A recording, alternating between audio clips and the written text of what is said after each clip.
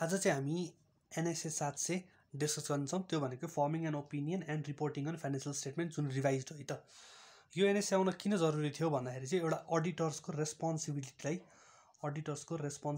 चाहिँ यसले भन्छ। जस्तो रेस्पोन्सिबिलिटी के भन्दाखेरि एउटा ओपिनियन दिने, to give opinion on opinion and opinion on financial स्टेटमेन्टमा चाहिँ ओपिनियन दिने काम अडिटरको हो नि त। हो त्यो अडिटरको चाहिँ रेस्पोन्सिबिलिटी युएनएसएले कभर गर्छ। र अर्को भनेको अडिटरले आफ्नो अडिट रिपोर्टमा कसरी प्रेजेन्ट गर्नुपर्छ अथवा आफ्नो मेन ओपिनियन चाहिँ कसरी प्रेजेन्ट गर्नुपर्छ भन्ने कुरा पनि युएनएसएले डिस्क्राइब गर्ने काम गर्छ है त। र यो हुँदाखेरि चाहिँ यसमा सबभन्दा मेन कुरा हामी सिधै गर्छौँ भने ओपिनियन दुई किसिमको हुन्छ। फर्म अफ ओपिनियन दुई किसिमको हुन्छ। एउटा भनेको unmodified opinion,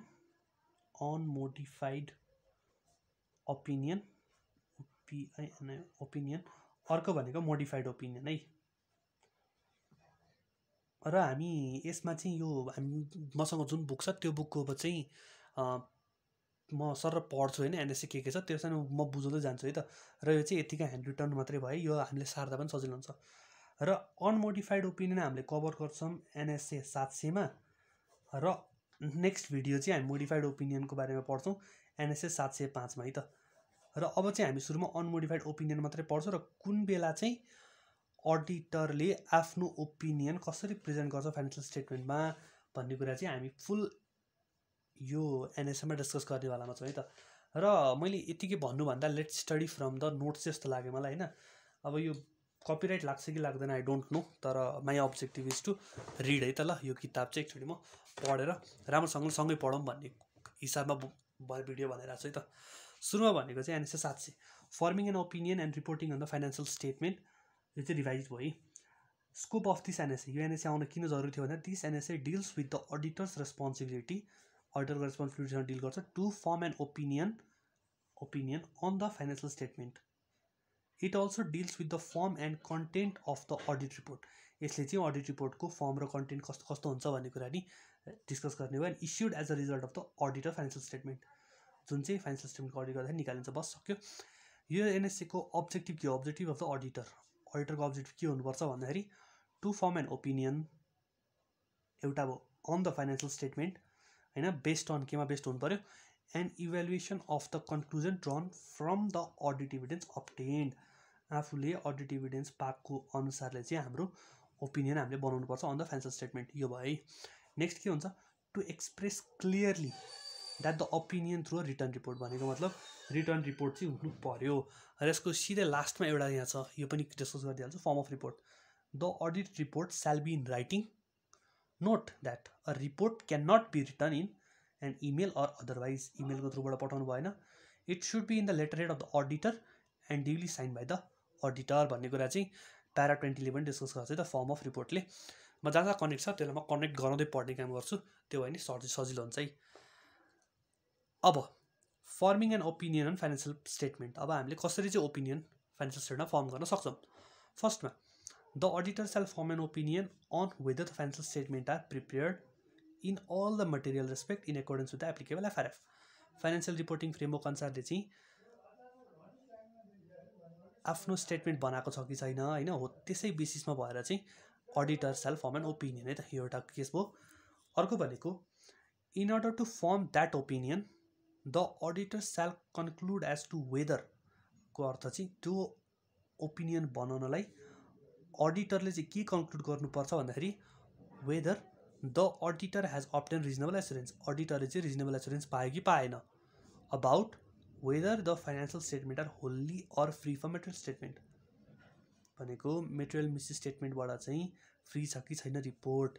material miss statement भनेको कुनै ठुलो खतरा देखाएको छैन कम्पनीमा, फाइनेन्सियल स्टेटमेन्टमा त्यस्तो इस्यु त देखाएको छैन भनेर चाहिँ हेर्नु पऱ्यो। जे कारणले whether due to fraud or error, यो वाला पोइन्ट चाहिँ अलिकति इम्पोर्टेन्ट हुन्छ, हामीलाई यो चाहिँ याद गर्दा राम्रो है, इक्जाम लेख्दा पनि अलिकति धेरै मार्क्स आउने ठाउँ हुन्छ।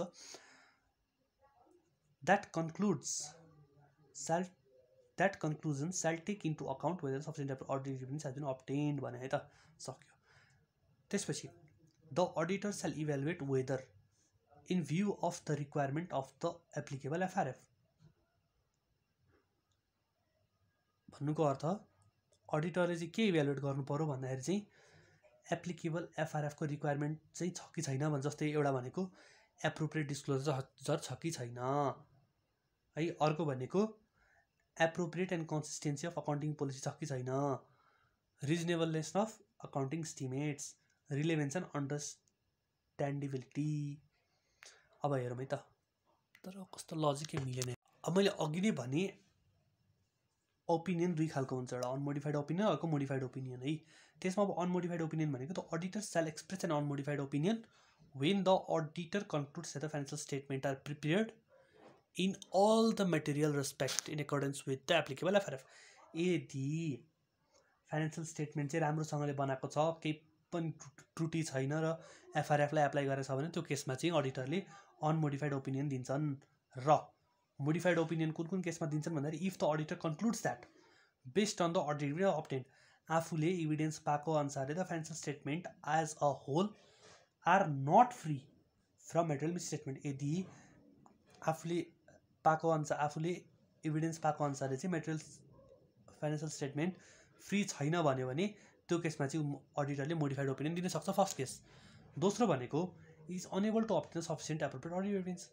यदि अडिटरले नै इभिडेन्स पाएन भने चाहिँ त्यो केसमा पनि अडिटरले मोडिफाइड ओपिनियन दिन सक्छ।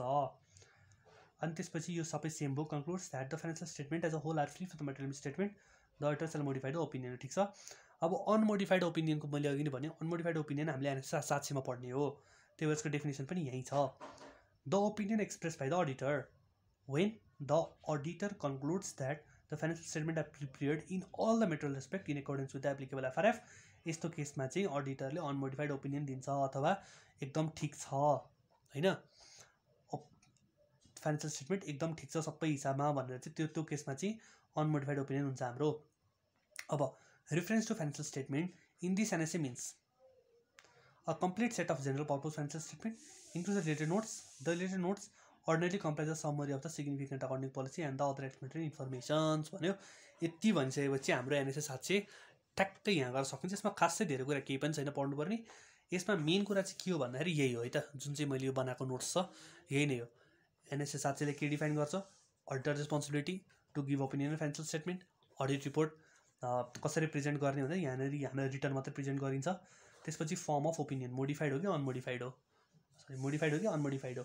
अनमोडिफाइडलाई एनएसए 700 ले कभर गर्छ भने अनमोडिफाइडलाई चाहिँ अनमोडिफाइडलाई एनएसए 700 ले कभर गर्छ भने मोडिफाइड ओपिनियनलाई चाहिँ एनएसए 705 ले कभर गर्छ, जुन चाहिँ नेक्स्ट भिडियो छ।